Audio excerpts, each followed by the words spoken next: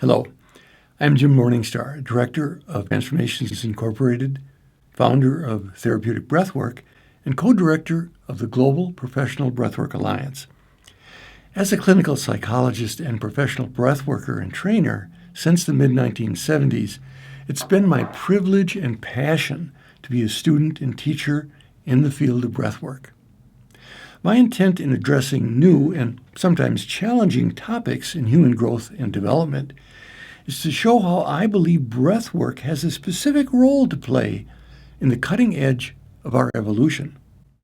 The topic of our transformations training video, Gender Expansiveness and Professional Breathwork, exemplifies issues that have been part of the human development throughout recorded history and undoubtedly even before.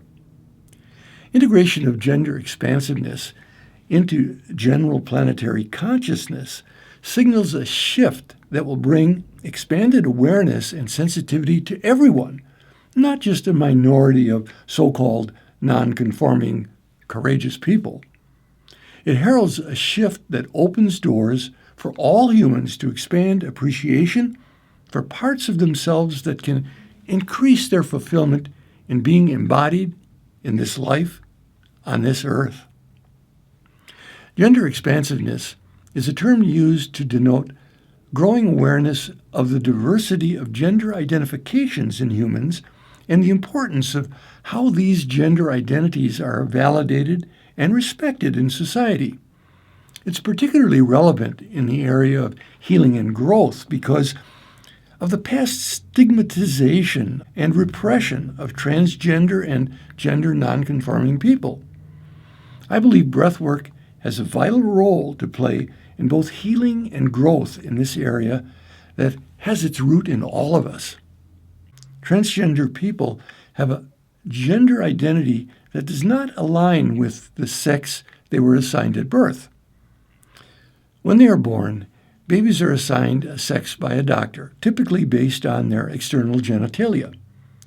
Biological sexuality also includes chromosome composition, internal anatomy, and even hormonal neurobiology in the brain.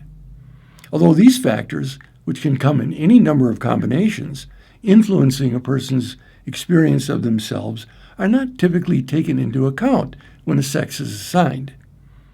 Each person also has an internal sense of self, known as gender identity, which develops over the course of a person's life and which may change over time. For centuries, the idea that there are only two genders, which match two distinct physical sexes, masculine, man, males, feminine, woman, females, has been assumed by most, but not all people in our society. As a child grows up, it's usually assumed that their gender identity and expression will correspond to the sex they were assigned at birth and fit into this binary understanding of gender. Transgender people have an internal sense of their gender identity that does not match the one society may expect of them based on their sex assigned at birth. Nevertheless, knowledge of both sex assigned at birth and gender identity are essential elements of providing affirming quality health care. A person's gender identity develops and changes over the course of their life, even if they retain their gender assigned at birth label. The ways in which a person presents their internal gender identity may be through their gender expression, which can include clothing, hairstyle, mannerisms, among other characteristics. However, gender expression does not necessarily correspond to either assigned sex at birth or gender identity. So we can never assume a person's gender identity based on their appearance or mannerisms. A gender non-conforming person is anyone who has a gender expression that does not conventionally align with the person's assigned sex at birth. For example, someone who is assigned female sex at birth may adopt a conventionally masculine gender expression. Many gender non-conforming people are not transgender. For example, a person who is assigned female at birth may identify as a woman and may also wear more traditionally masculine clothing and hairstyles. However, even gender non-conforming people who are not transgender can face harassment or physical violence.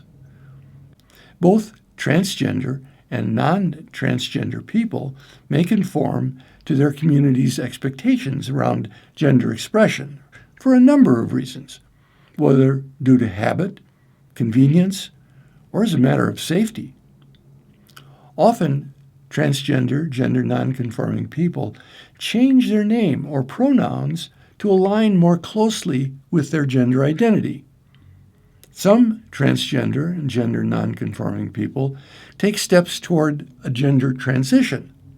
This can begin with a social transition, such as asking friends and family to use a different name and/or pronoun, and sometimes continues to include a medical transition, such as gender-affirming hormone therapy or surgery. The goal of any transition is to align outward presentation with internal gender identity, as inconsistency between the two can cause significant emotional distress. As a matter of their health and well-being, it's important for the transgender, gender non-conforming people to be respected and affirmed for who they are. People who seek breathwork are also in various stages of life transitions, and seeking support in grounding and resourcefulness, establishing themselves in the next phase of their lives. It's often past attachments or traumas that keep people stuck or frozen in their ability to adapt, much less thrive. The bodies and their breathing reflect these holding patterns. As breath coaches, we know that any frozenness in the physical body and breathing has its counterparts in their emotional and mental bodies. Their spirit is seeking freedom to blossom.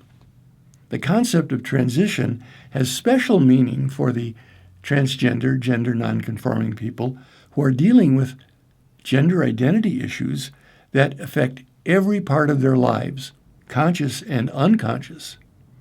This is why breathwork can have a critical role to play in their journey with the question, who am I? Integration is not a quick fix. It requires a shift in consciousness. A change of pronouns is an outward sign of that search, not an answer. If we respect their journey, we can give the kind of support that their family or social group may not be equipped to give. I've used breathwork to help individuals become more self-accepting and self-directing. I believe that overly strong early censure that prohibits the awareness and acceptance of natural feelings and impulses, as well as ways of directing them, can lead to transphobia and the violent reactions it produces. I also believe we are heirs to the whole history of human consciousness, which can be a storehouse of experience and wisdom, or a vault of forbidden impulses and urges that we spend a lifetime of fear holding at bay.